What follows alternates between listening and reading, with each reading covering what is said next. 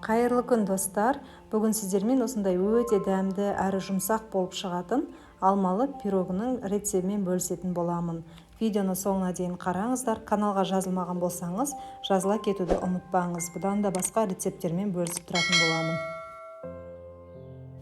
Бұл пирог үшін ең алдымен апарасын дайындап аламыз. Ол үшін жылы сүтімізге қантты және ашытқыны салып, жақсылап араластырып, бетін жауып көтерілгенше қоя тұрамыз.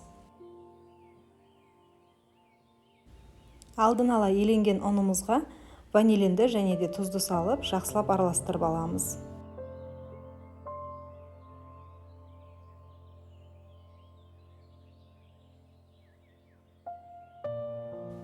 Ерітілген сары майымызды құямыз, бір жұмыртқаны саламыз және де көтеріліп дайын тұрған ашытқымызды салып, жақсылап қамыр илеуге кірісеміз.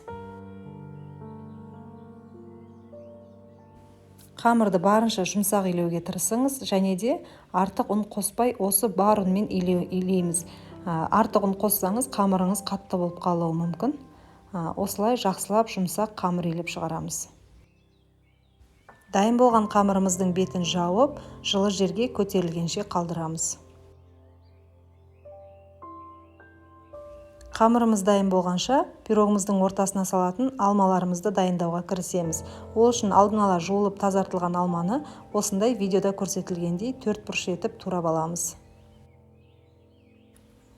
Достар, бұл пирогтың құрамын видеоның астындағы описание бөлімінен толық көре аласыздар. Түбі күймейтін жақсы ыдысымызға қантымызды салып, отқа қойып, карамель жасауға кірісеміз. Қантты осылай қатты күйдіріп алмай, біртіндеп араластырып отырып, ерігенін күтеміз.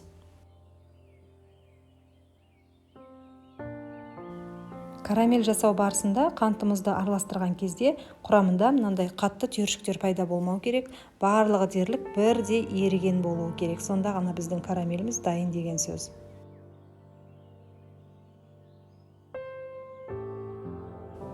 Карамельдің астындағы оты орташа болу керек. Өте қатты от болса, карамеліңіздің күйіп кету қаупі бар.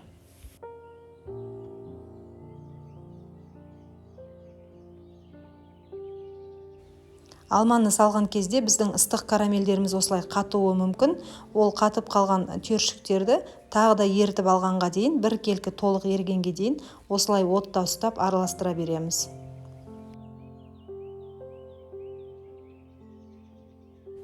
Біздің алмалы карамеліміз осылай дайын болған кезде оттан аламыз.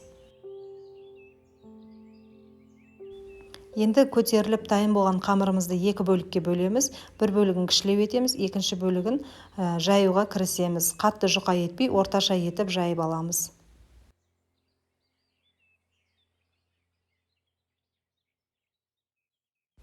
Пирогымыздың астыңғы бөлігін қамырын жайып, пісіретін противенімізге, яғни табамызға салып орналастырып қоямыз.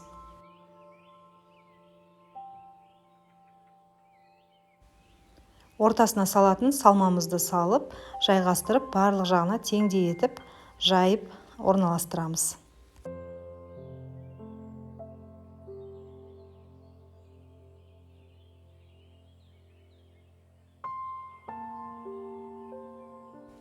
Енді пирогымыздың бетін екінші қамырымызды жайып, осылай видеода көрсетілгендей полоска етіп кесіп аламыз да, өріп шығамыз әдемі болып тұру үшін.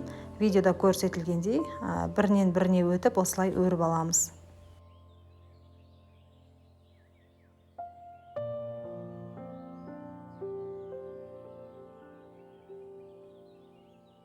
Енді осы дайын болған қамырымызбен пирогымыздың бетін жабатын боламыз.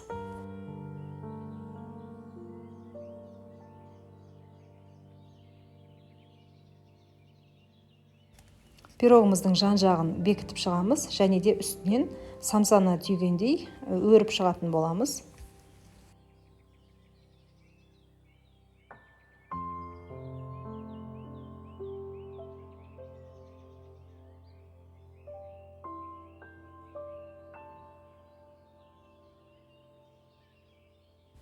Пирогтың бетіне бір жұмыртқаның сарысы және 2 ас қасық сүтті жақсылап араластырып алып, бір келкі етіп жағып шығатын боламыз. Алдын ала қызып тұрған пеште 180 градуста 20-25 минутта пісіп шығады. Пісу барысы енді сіздің пешіңізге байланысты болуы мүмкін. Сол үшін өзіңіздің пешіңізге қарай уақытын ыңғайлайсыз.